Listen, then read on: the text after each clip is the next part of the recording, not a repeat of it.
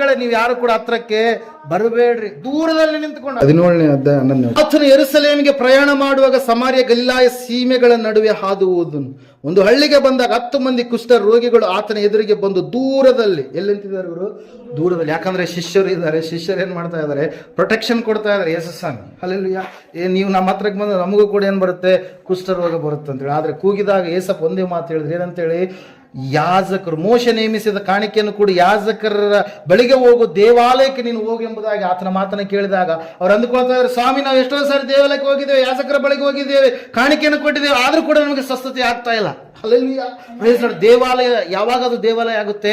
ದೇವರಿದ್ದಾಗ ಮಾತ್ರ ದೇವಾಲಯವಾಗುತ್ತೆ. ದೇವರು ಇರ್ಲಾರ್ದಿದ್ರೆ ಅದು ದೇವಾಲಯವೇ ಅಲ್ಲ ಪ್ರಿಯರಿಲ್ಲ. ನಾವು ನೋಡ್ತಾ ಇದ್ದೇವೆ, ಸತ್ಯವೇದ ಹೇಳ್ತಾ ಇದೆ ಸ್ಪಷ್ಟವಾಗಿ ಏನಂತೇಳಿ ಅಂತಂದ್ರೆ, ಅವರು ನಿಜವಾದಂತ ದೇವಾಲಯ ಅಂದ್ರೆ ದೇವರನ್ನೇ ಹುಡುಕಿಕೊಂಡು ಬಂದ್ಬಿಟ್ಟಿದ್ದಾರೆ. ಯಾರು? ಈ ಕುಷ್ಠರೋಗಿಗಳು ಬಂದು ಪ್ರಾರ್ಥಿಸಿದಾಗ ಯೇಸು ಸ್ವಾಮಿ ಹೇಳಿದಂತ ಒಂದೇ ಒಂದು ಮಾತು, ನೀವು ಹೋಗ್ರಿ ಎಂಬುದಾಗಿ ಹೇಳಿದಾಗ ಅವರು ಹೋದಾಗ ದಾರಿಯ ಮಧ್ಯದಲ್ಲಿ ಅವರೇನು ಹೊಂದಿದ್ರು?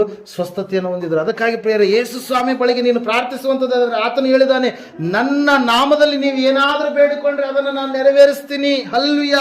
ನನ್ನ ನಾಮದಲ್ಲಿ ತಂದೆಯ ಮುಂದೆ ನೀವು ಏನಾದ್ರೂ ಪ್ರಾರ್ಥಿಸಿದರೆ ತಂದೆ ನನ್ನ ನಾಮದ ನಿಮಿತ್ತವಾಗಿ ನಿಮ್ಮ ಪ್ರಾರ್ಥನೆಯನ್ನು ಕೇಳಿ ನಿಮಗೆ ಅದ್ಭುತವನ್ನ ಮಾಡ್ತಾನೆ ಎಂಬುದಾಗಿ. ಅದಕ್ಕಾಗಿ ಪ್ರಿಯರೇ, ಯೇಸು ಸ್ವಾಮಿಯನ್ನು ಹುಡುಕಿಕೊಂಡು ಬಂದು ಆತನ ಹತ್ರಕ್ಕೆ ಬಂದಿರತಕ್ಕಂತ ಆ ಶತಾಧಿಪತಿ, 100 ಸೈನಿಕರ ಮೇಲೆ ಅಧಿಕಾರವುಳ್ಳಂತ ವ್ಯಕ್ತಿ, ಆತನು ತನ್ನ ಕುದುರೆಯನ್ನ ಏರಿ ಬಂದ, ಸೈನಿಕರ ಸಂಗಡ ಬಂದ ಸ್ವಾಮಿಯ ಬಳಿಗೆ ಬಂದು ಏನ್ ಮಾಡ್ತಾ ಇದ್ದಾನೆ? ಕೇಳ್ತಾ ಇದ್ದಾನೆ, ಹಲ್ಲೆಲೂಯಾ, ನನ್ನ ಆಳಿಗೆ ಗುಣವಾಗಬೇಕು, ಪಾರ್ಶ್ವ ರೋಗದಿಂದ ಬಳಲ್ತಾ ಇದ್ದಾನೆ, ಇವತ್ತು ನಾಳೆ ಎನ್ನುವಂತ ರೀತಿಯಲ್ಲಿದ್ದಾನೆ ಎಂಬುದಾಗಿ ಹೇಳಿದಾಗ, ಆಯ್ತು ನಾನು ನಿನ್ನ ಮನೆಗೆ ಬರ್ತೀನಿ ಅಂತೇಳಿ ಸ್ವಾಮಿ ಹೇಳಿದಾಗ ಆಳು ಹೇಳ್ತಾ ಇದ್ದೀನಿ ಏನಂತೇಳಿ, ನೀನು ನನ್ನ ಮನೆಗೆ ಬರುವಷ್ಟು ಯೋಗ್ಯತೆ ನನ್ನಲ್ಲಿ ಇಲ್ಲ.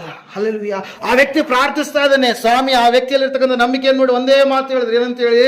ಹೋಗು, ನಿನ್ನ ನಂಬಿಕೆ ನಿನ್ನನ್ನು ಸ್ವಸ್ಥ ಮಾಡಿದೆ. ಇಂತಹ ನಂಬಿಕೆಯನ್ನು ಯಾವ ಇಸ್ರಾಯೇಲ್ ಜನರಲ್ಲಿ ನಾನು ಕಾಣಲೇ ಇಲ್ಲ ಎಂಬುದಾಗಿ ಆ ವ್ಯಕ್ತಿ ಹೋಗಿ ನೋಡ್ತಾನೆ. ಸಾಯುವಂತ ಸ್ಥಿತಿಗೆ ಹೋದಂತ ವ್ಯಕ್ತಿ ಸಂಪೂರ್ಣವಾಗಿ ಚೇತರಿಸಿಕೊಂಡು ಆರೋಗ್ಯವನ್ನ ಹೊಂದಿಕೊಂಡಿದ್ದ ಪ್ರಿಯರೇ. 12 ವರ್ಷ ರಕ್ತ ಕುಸುಮ ರೋಗಿ ಯೇಸು ಸ್ವಾಮಿಯನ್ನು ಹುಡುಕಿಕೊಂಡು ಬಂದು ಆಕೆ ಮನಸ್ಸಿನಲ್ಲಿ ಪ್ರಾರ್ಥಿಸ್ತಾ ಇದ್ದಾಳೆ, ನಾನು ಯೇಸು ಸ್ವಾಮಿ ಉಡುಪನ್ನು ಮುಟ್ಟಿದ್ರೆ ಸಾಕು. ಹಲ್ಲೆಲೂಯಾ.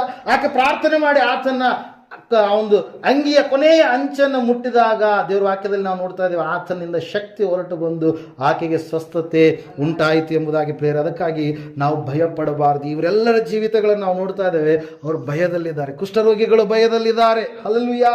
ಆ ತಾಯಿ ಭಯದಲ್ಲಿದ್ದಾಳೆ, ಮುಂದೆ ನನ್ನ ಭವಿಷ್ಯತ್ತು ಏನಾಗುತ್ತೋ ಎಂಬುದಾಗಿ. ಶತಾಧಿಪತಿ ಭಯದಲ್ಲಿದ್ದಾನೆ. ಆದರೆ ಅವರು ಪ್ರಾರ್ಥನೆ ಮಾಡಿದ್ರು.